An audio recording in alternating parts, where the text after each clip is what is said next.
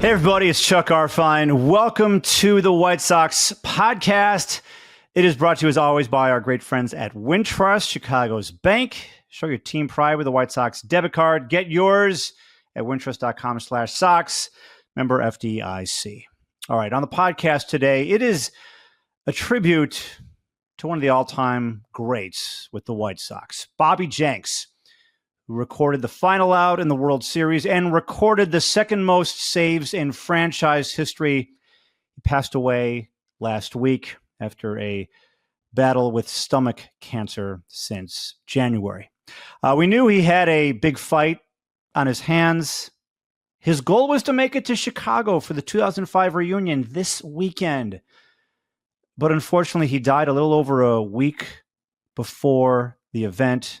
There's going to be a giant gaping hole without Bobby here.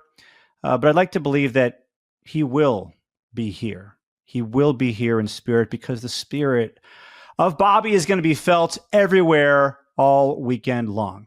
So on the podcast today, we're going to honor and remember Bobby Jenks. I speak with Ozzie Guillén and AJ Pierzynski. They're going to share their memories of the player and person he was.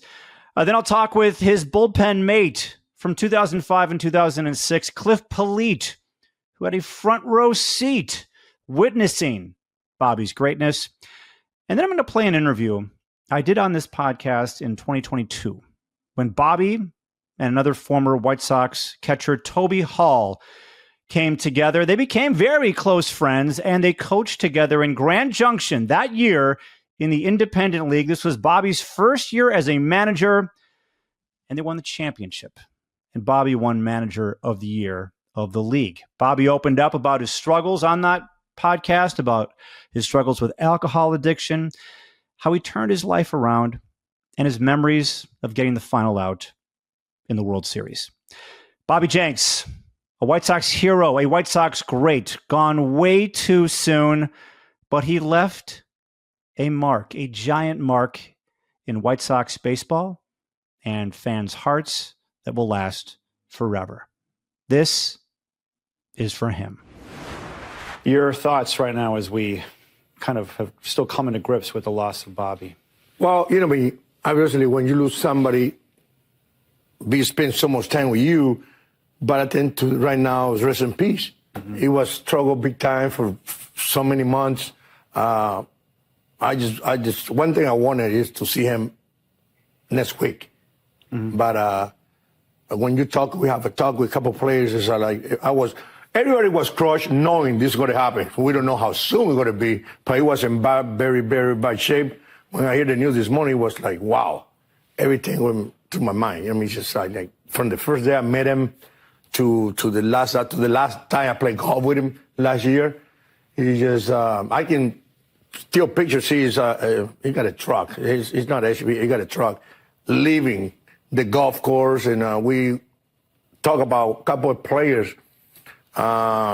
He was manager here in Chicago, in Crestwood, I think, and he won a couple of players. His player played for me in Winter League, and that's the reason we have more in touch during the winter about trying to get those kids to play for the Venezuelan team, and I could have.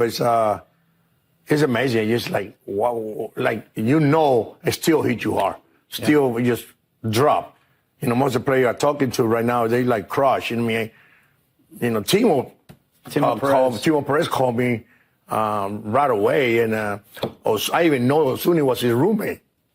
Like Ozuna, roommate of Bobby. Besides, he was a great pitcher, like everybody say, unbelievable heart. He just to me, was like a big baby boy. He was everything is people were smiling around him and go by business. He had that closing attitude, the mean guy. Mm-hmm. He's got a great heart, and but the way it was last 3 months is something want to feel that way because our family went through it. But a sad moment. I had a phone call for a couple guys right now they're in Colorado, and the guy can't even talk. Yeah. He could even talk. Been with the White Sox for a long time. You sent me a few photos that were on your phone. One of them was you and Bobby playing golf last summer. That is talking about. It's a funny thing about it because he don't feel anything at all. Yeah. We talk about baseball. I never thought I'm going to talk baseball with Bobby Jenks. They love, you know what I mean? Because, you know, he's the type of guy like, okay, when he finish up, play the game, I'm done, I go home. And he showed me something different. When I hear his anti-relay, few American, I think the love he had for the game, go there and teaching kids how to play the game, that was, it showed you what kind of man he was. Yeah. Everyone's feeling the loss in the White Sox family. Certainly a manager like Ozzie and players like Pierzynski. AJ joins us. And AJ, listen, you caught so many of his games. What are you thinking right now with knowing that Bobby's not with us anymore? It's hard to fathom that we're not going to see him next week. It's devastating. Honestly, it's devastating news. It's devastating to, first of all, prayers to his family, his friends, his kids, his wife, and just everything that Bobby's been through. I can't imagine it. And, like Ozzie said, man, it's a sad day for the White Sox family and for more importantly, for his family. But to hear that, and Ozzie summed it up nicely, I think that everyone knew this was kind of coming from the updates we had received. And I had spoken to him a little bit on text. And I was getting a lot of my updates through 𝗵𝗶𝗟𝗍𝗶, the ex-White Sox catcher who talks to him and was coaching with him at the 𝗵𝗶𝘀𝗶𝗍𝗀 club up there. And when it hits you, and it's awful. There's really no words to describe how sad and how destroyed you are when you think of Bobby being gone. You were on the team in 2005. He was a rookie. He didn't join the team until July the 6th. The 20th anniversary is coming up tomorrow. What did he mean to this World Series team? He was the third closer, kind of dropped from the sky, and look what he did for you guys. Well, I think Ozzie tells a story where we saw him first in spring training, and he was this gigantic man that threw even harder. And when he came up, we didn't know what to expect really, because everyone had heard he was like a mythical figure, right, Ozzie? I mean, he was like a mythical figure, this Bobby Jenks guy that throws 100 and is out of the woods of Eastern Washington, Idaho up there. And you're just like, what is this guy all about? And then you got to know Bobby, and he had a great heart and he meant well. And I tell people he threw 100 before 100 was cool, right? Before everyone threw 100, he was a legit 100 with cut, had a filthy breaking ball, great slider, threw it over the plate. And you know what the thing about Bobby was? He was like a 12-year-old. And he was like a 12-year-old kid away from the field. And he grew up a lot in that time. And to just looking back, he was a prankster, Ozzie. He would do pranks on people. He made bad decisions. We all made some bad decisions, but Bobby at the end of the day meant well, and he will be sorely, sorely missed, man. So, AJ, you caught his first game in 2005, his debut, and obviously you caught his last game, last out in the World Series. Take us to that moment, what that was like, and you celebrated on the field together. You two, and just because of that moment alone, will be joined together forever. I tweeted this earlier and posted this, that I'll never forget jumping into Bobby Jenks' arms. And listen, I caught his first outing. It was against Tampa, I believe it was. And I think he punched out two guys. Johnny Gomes, I think, was one of them. Just blew it by him. And they had no chance. And I remember thinking, man, if this guy gets out there, he has no chance. And then in the World Series, remember what he did to Bagwell that game. He did blow the game too, but Pods picked him up. And he was so upset. Ozzie, remember how upset he was after game 2 when he blew that lead? And I think it was Palmeiro got the hit to left, or 𝗵𝗀𝗻𝗀 got the hit to left. But when he closed that game out, the only thing I was thinking, Chuck, honestly, was don't let him jump on me. Because if he jumps on me, I got no chance. I'm never going to get up. So I can't let him jump on me. That's why if you watch, I'm jumping on top of him. And the joy on his face and the relief that we picked him up and won that series and picked him up and Pods picked him up in game 2 was just, it was pure joy. And yes, we'll forever have that picture. We'll forever be linked. And this guy is a guy that should be remembered for how good he was, how great of a closer he was, and just, how much he'll be missed in the White Sox community and just in general. Yeah, Ozzie, I want to bring that up since AJ brought it up. So it's game 2. He blows the save. Pierzynski ends up hitting the game-winning home run. And what did you say to Bobby right after the game? Because everyone is celebrating Pods' home run, and there's a shot of you going to Bobby, and you told him something. Well, that part of the celebration, they earned it. You know what I mean? Wow, again, come back like that, home run, the World Series. Who was the guy we never thought was going to hit a home run, first of all. And as soon everybody jumped on the field to celebrate, I was looking for Bobby. Mm-hmm. He was inside the club. I was looking for him. like I would fight him, and then the thing going on my mouth was like, hey, just be ready for tomorrow because you will blow another game tomorrow. Yeah. Tomorrow. Go there and just relax. Your teammates picking you up. You know how many times you pick them up? You know, go out there, be prepared because you are the guys, and I ain't going to change my decision having you be my closer for the next couple of the next case we got to play in the series. And that was, I appreciate that because it was devastated. He type of game, it's very, I don't think it was soft mentally because that job is not, but it was very sensitive, like, oh my God, waiting 80 years, whatever, 88, whatever. Then I got to blow this game. And that got to stay in his mind for the rest of his life. Then when Bobby hit on the home run, we got excited. I went right through him. I grabbed him by the cheeks and said, hey, be ready. Tomorrow you're going to blow more games. Just be ready for that. All right. So in 2007, AJ, you know where I'm going with this, I think. Bobby retired 41 batters in a row, tying a major league record at the time. That's 13 straight perfect innings for a reliever. You just don't see that. It can't happen. He did it. You caught most of them. What was that like, AJ? It was one of the greatest runs I've ever seen by anybody. For a reliever to do that, and Ozzie will tell you how tough it is, for a reliever to do that was one of the coolest moments. And you know what? He got mad at me because I took the ball and I wouldn't give it back to him because I think the last one was a strikeout, and he was super pissed at me. He's like, give me the ball. I'm like, nope, I'm keeping this one. Sorry, I'm getting authenticated. It's going on my wall. I ended up giving it to him. But, yeah, he was so excited because that was a record. I didn't even know that was a thing until he did it.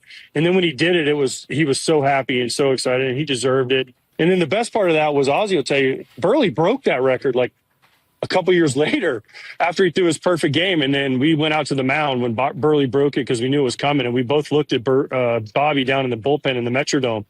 And he looked at me and Mark, and we were laughing because we knew how much that record meant to him. And he just had his head like this and was shaking his head in his hands because he knew that we knew, and it hurt Bobby, but he was glad that Mark broke it. But what an awesome accomplishment. I don't know that a reliever, a closer will ever come close to retiring that many guys in a row. That just shows you how good his stuff was. His stuff was unbelievable. It could have been starter, by the way. He got so many great stuff. He got a great changeup, great breaking ball, good fastball like everybody see it. But he was, the thing get me the most, it was like how calm he was on the mound. I mean, very relaxed, go after players, go after hitters, we not panic. You know what I mean? You don't care who was on the mound. Great. He's a kid. You can do that when you only got a few months in the big league, saving games in the World Series. You know what I mean? Like, it's just amazing. Made me a great manager. Made me a very smart man. Look at that. That's like I always say, when you have a good bullpen and good wife, and you're a manager, you have a great life because that kid, it take a lot from us. One of the biggest reasons we win the championship. And what's so crushing, I mean, there's so much to this that is crushing, but you've got Bobby who he wanted to be in Chicago for the reunion. I mean, this was his thing he was holding on to, and now he can't be there. What's it going to be like, you know, for you, AJ, just knowing that he's not going to be here next weekend? You're going to be here, I know.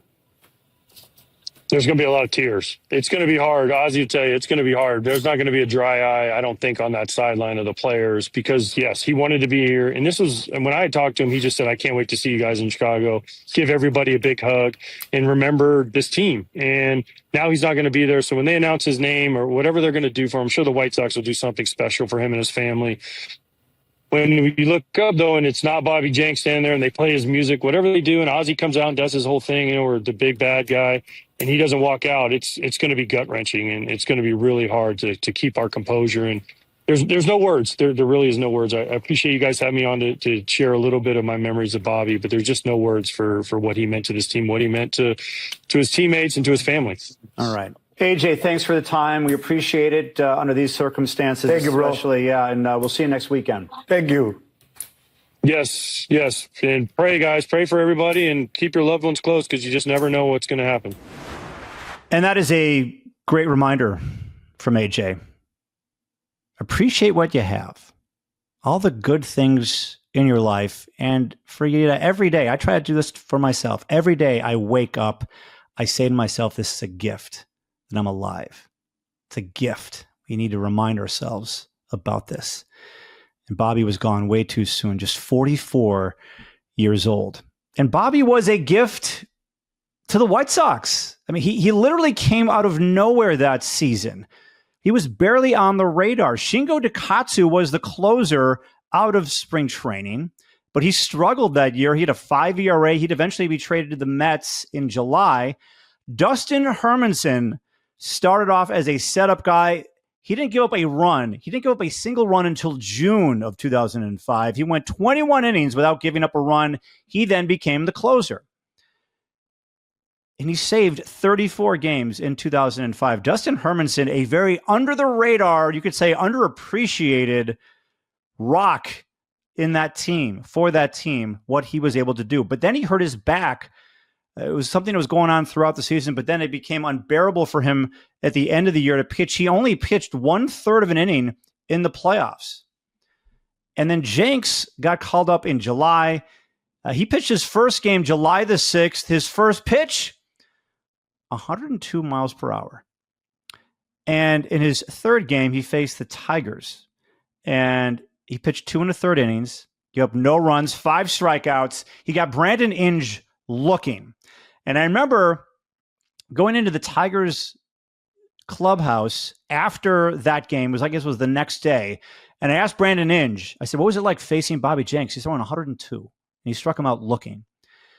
And Inge goes, I don't remember seeing the ball. I remember hearing it. I didn't see the ball. I heard it. That's what Bobby Jenks was doing at the time. He was a rookie, and he basically took over the closer's job. You could say the last week of the season, he became the closer. He closed the White Sox game when they won the division in Detroit, September the 29th. That was only his 4th save of the season. He would go on to save 4 games in the playoffs, 2 in the ALDS. He wasn't needed in the ALCS because the White Sox had 4 guys throw complete games, and he saved 2 more in the World Series. He pitched in all 4 games in the World Series and just got the most important out, the final out, in Game 4. Cliff Politte was in the bullpen during that magical year. Cliff himself had a magical season. He went 7-1 with a 2 ERA. And I had a chance to speak with Cliff to get his memories about Bobby. All right, joining me is Cliff Politte. Cliff, I hate talking with you about this topic. It's great to see you again. What did Bobby mean to you? Yeah, Bobby was. It's hard. It's tough. Excuse me. It just, you hate to see someone so young, and to go through what Bobby did early in his life to overcome all that, and to become the person that he is, that we saw last time I saw him. It's just a sad event to see this happen to him. I know 10 years ago when we were at the reunion, him and I had a good talk, and he made amends with his dad, and I know he quit drinking. I don't know if he just met his girlfriend or something at the time, and had kind of started over. And Bobby was heading in the right direction, and he started coaching and doing something that he loved, and so that was great to hear. And then it was probably 6 months ago when I first heard about him being sick.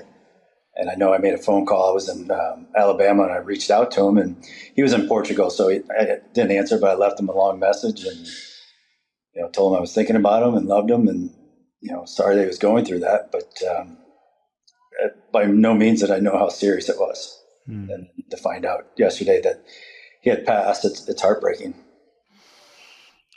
I mean, he was a rookie back in 2005. What was it like when he just showed up out of nowhere and became this larger-than-life reliever?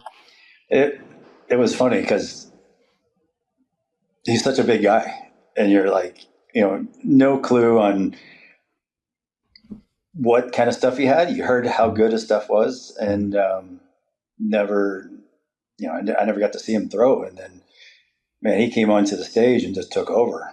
It was, his job, and he wasn't letting go. And man, he did awesome at it. He succeeded, and it was fun. I mean, I love when Ozzie called him into the games, and getting a laugh out of that, and then him come in, and he did his job. And Bobby was Bobby was awesome. Just a big boy, just a big bear, like Ozzie calls him, big teddy bear.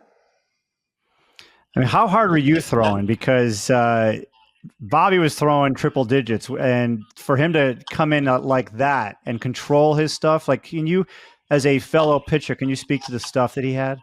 Yeah, he had electric stuff, and I think Paul said it best. Today everybody throws 100 miles per hour, but back then, 95, 97 was hard, and that's what most guys threw. I threw 95, 96 sometimes, and when you got a guy that throws 100 miles per hour and 102, that's hard. And it was kind of the unnatural. And he'd come in, and I mean, the good thing about Bob, and like you said, the good thing about Bob, he threw strikes. He threw 100, 102, but he had a clue where it was going, and wasn't all over the place, and had a nasty curveball. And it was fun. I love watching Bobby throw. I used to watch him warm up and think it's just amazing how big he is and how hard he threw. Have you guys talked with other teammates since he passed? What's that dialogue been like? I haven't talked to any teammates about it. I'm sure we'll do a lot of talking about it this weekend, but I did talk to Don Cooper the other night, and I haven't talked to him in a long time, and just kind of reached out to him about the upcoming events, and then wanted to speak to him about Bobby. And he told me that he had kept in touch with Bobby over the years, and he said like a week ago he just spoke to Bobby, and Bobby was talking how he'll be okay and he feels good and should be all right. And here we are a week later. Do you have any favorite stories about him? I do. I have. You can share. Yeah. No, it was actually. It kind of goes back to what I was talking about earlier about when he first came over. I guess at some point he didn't have a good relationship with his dad, and we were out in Seattle, and I remember it was like the 8th inning. They called Bobby to warm up, and in Seattle, there's the bullpen goes along a chain link fence, and Bobby was warming up in the 8th, and he's throwing the out of it. I mean, maybe harder than I've ever seen him. And then he sat down for the bottom of the 8th, and he was just bright red. I mean, beet red. And I said, "Man, you all right? You out of breath?" And he's like, gave me some lip, and he said, "No, my dad's here, and I haven't seen him in so many years." And I was like, "It's all right. Hey, man, worry about the game, worry about your dad later, but just worry about the game and go focus on what you got to do." And I think that was the hardest game I've ever seen him throw. I mean, must have been 100, 102 easily. And it was just, he had so much tension built up that his dad was there. And I'll never forget it. Just the look on his face was, I haven't seen him in 13 years. I'm like, I can't imagine that being, and it's not my favorite story, but just the way he threw the baseball that game, it was like no other I've ever seen. But yeah, there's a lot of stories with Bobby, and they're all good. It's just he's going to be deeply missed. Good person, good family person, and he was a great teammate. I think, not to be a psychologist here, but I think a lot of his problems stemmed from his relationship with his dad, right? And when you have that and you carry that, and you didn't have a relationship for 13 years with and didn't see him, I think he had some stuff, internal emotional stuff that was driving him to be great, right? And also leaving a hole in his life and having him, run into personal issues, right? Sure. You see a connection there? Yeah, I'm sure there is. At least, when you have that hole missing, it can lead you to do bad things. And, I don't know particulars on Bobby's past. I do know it was rough. But, I never seen any of that in person, but I just I can't imagine having that hole and what it would do to me. But I'm sure it had a big effect on him early in his career. Sure. What did it say about him that I think he was 25? He was a rookie, that first year in 2005, that he, got the save in Game 4 of the World Series, a 1-0 game. What do you remember about that? I remember when he came in, I was standing next to 𝗵cie and I said, Bobby's got his stuff. This is over. And then that ball was hit over his head. And I'm like, we all teased that Bobby was such a big guy. He had no ups. And because if he had some ups, he would have made that play. But no, I just remember thinking to myself and telling Neil, if Bobby's on, this game's over. And but that's the kind of stuff he had. But he also had that mentality. And that's the reason we all thought that way. When Bobby was on, it was our game. You think about 2005, and it started out, Shingo Takatsu was the closer, then it was Dustin Hermanson, then Dustin gets hurt, and Bobby became the closer essentially like the last week of the year, where he was like, you're our guy. Yeah.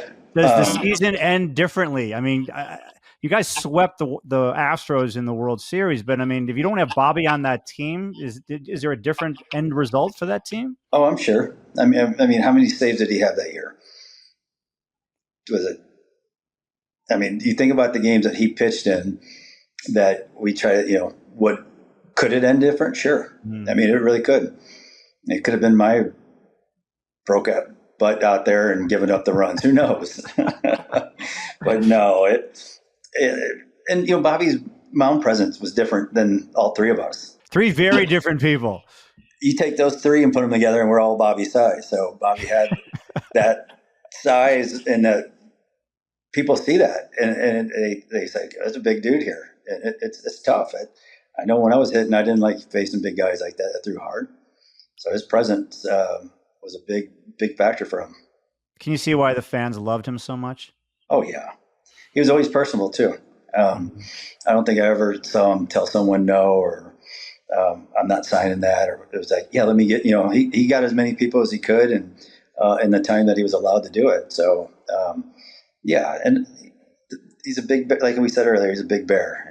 He always had a smile on his face, and I don't think early he had that big goatee, but then he got that. And but yeah, when you see a big bear person like that with a smile on his face, it's easy to fall in love with somebody like that. So what's it going to be like? You're coming in this week for the reunion, and he's not going to be there. Yeah, we were just discussing that at lunch. It's a lot of excitement to get back and hang out with the guys and relive what we just went through 20 years ago. But it's going to be tough. I mean, it's terrible timing. If this was a year ago or something, it'd still be hard, but it'd be a little different. But the fact that it was less than a week, and we were all hoping he would be there, and not having him there is going to be pretty tough. All right. Well, he'll be on our minds, that's for sure. Yeah. You know what? Make it a celebration for Bobby, right? Oh, we will. We'll I'm sure we will have a nice time, and it's going to be about Bobby. Yeah. Yeah, for sure. Cliff, thanks for your time. I appreciate it. Yeah, I appreciate it too. It's good seeing you. Good talking to you. Yeah, good talking to you. And I'll see you this weekend. I look forward to it. Thank you. Okay, awesome. All right.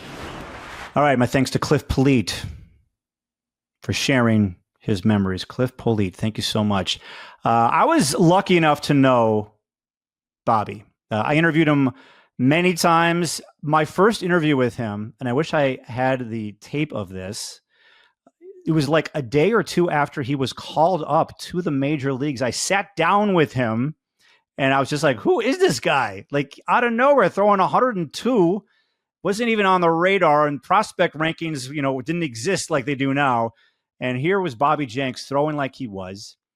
3 months later, the White Sox win the division in Detroit. There I am in the clubhouse, live on Comcast Sportsnet, and I'm trying to interview Bobby, and someone has doused champagne all over me, in my eyes. I could barely see, but there was Bobby soaking it in with me.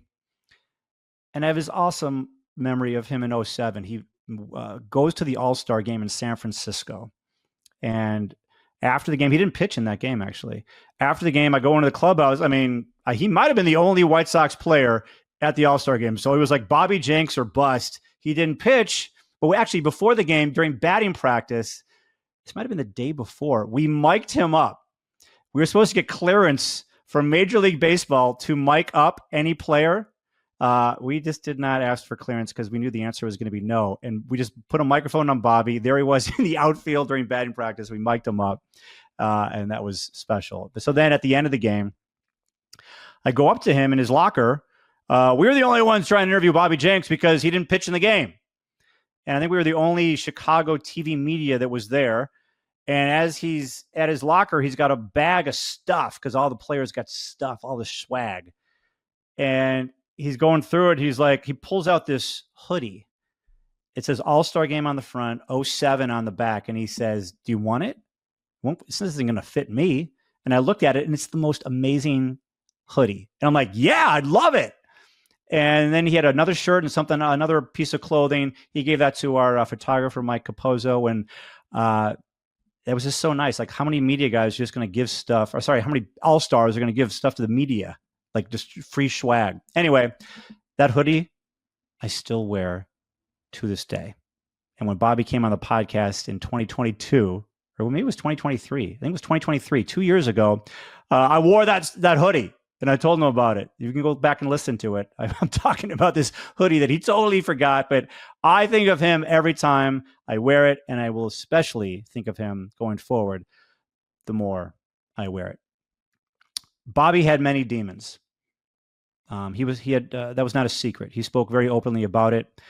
He had health problems in his life. He had a pulmonary embolism. He had colitis at one point. In 2011, he had a failed surgery on his back, and he was leaking spinal fluid, which triggered an infection in his spine that went to his brain and almost killed him. This was in 2011. He was bedridden for 3 months. He became addicted to painkillers shortly after this. He said at one point he was taking around 60 pain pills a day, sometimes way more than that. He battled with alcoholism, depression. He got divorced, remarried, found a new wife, had 2 children with this new wife, got sober, and completely turned his life around. He and his close friend Toby Hall came on this podcast in 2022 to speak about their managing careers. There was 2 of them. Bobby was the manager. Toby was the do everything pitching coach, hitting coach. And Bobby spoke about what he had gone through and how he became a changed man on the other side of all that darkness. You know, baseball is so much about failure. You're going to fail a lot more than you succeed, specifically when you're at the plate. And you fail in life as well, off the field. And Bobby, I know you have been very open about your struggles. You talked about it in the Players Tribune, and you've done interviews in the past. And, you know, what you've gone through in your life to get to this place, it really is inspiring to me. And I want to know if you can talk about what you've gone through and why you're just in a better place today than you were, you know, whatever it was 5-10 years ago, with what you were dealing with injuries, surgeries, depression, etc. Oh yeah, you know, obviously it was a tough road there for a while. There's a bunch of things that happen in life, and I think things happen for a reason. There's one way to look at this for me was it made me realize what was important in my life, and to discover what was important, right, is the people around you. And I love, there's a quote that I absolutely love: you're judged by the people you have around you. And looking back, there was a lot of things going on in my life. And if you go off of that quote, who was around me? Well, you know what? I pushed everybody away. And that was part of the problem. It wasn't that I had bad people around me. I was the bad person in my own life. And once I discovered that, through the process of getting sober, that was, you know, I wouldn't say the turning point, but it was a big factor in staying sober. And once I knew I was able to stay sober, it was an easier transition into, okay, now how do I get those people to stay in my life? how do I get to where I want to be career wise? And then you just start piecing things together, and you figure out what you want to do. There wasn't, even before last year, it wasn't baseball that I wanted to do. At least I didn't know that at the time. I actually started going to interviews, setting, resumes out to companies trying to look for a job. And I ended up getting hired. And on the way back, after just being hired, I called him up and quit. I think it was one of those moments where I needed that in my life to realize that I needed baseball back in my life. And that's when I made the decision to start making baseball phone calls. And I ended up hooking up with a pitching coach job last year to fulfill one big circle of realizing how much baseball means in my life. And second, I'm damn good at what I do. And I didn't realize how good I was at what I did until I started doing it. And coming into this year, knowing that I needed another strong individual by me, there was nobody else that I wanted other than 𝗗𝗏𝗄𝗏. He's a true friend. He's one of the best people that I absolutely know. And his baseball IQ it's up there with any of them that are on the big league level. And there was no doubt in my mind he would have been. He is the best choice that I made coming into this year. I want to thank you, Bobby. I want to feed off. A lot of people are like, "Man, you're out there with Bobby. Like, how is he? I could not be more proud of him on who he's turned out to be. Doesn't matter about his resume and what he's done in his life. He's a special human being, and the bond that we had all summer and the proudness I have of how he turned his life around and getting into this position where he's at right now, couldn't be more proud. That's awesome. That's awesome. Well, you know what? It is October the 26th when we're taping this, and I want to walk down memory lane because, Bobby, do you know what happened on this date in 2005? Probably something cool by the way you're asking. Oh, you got the final out in the World Series. That's pretty cool. Yeah, I figured it'd be something cool like that. So I'm thinking about this, and now you're a grizzled old veteran, even though you're much younger than me. You were a rookie in 2005. The game is 1-0 in Game 4 of the World Series. And I've never asked you this. Did you feel the weight of the moment at the time? The Sox hadn't won a World Series in 88 years. Here you are, a rookie. You started the season, I think, in Double-A with the Angels, and boom, you have all this pressure on you. Did you feel it that day? Yes. Well, you know what's funny? So yes and no. Coming into each game, obviously there's nerves. But they're not like scared nerves. They're give me the ball nerves. Where it's an excitement. So yeah, I mean, yeah.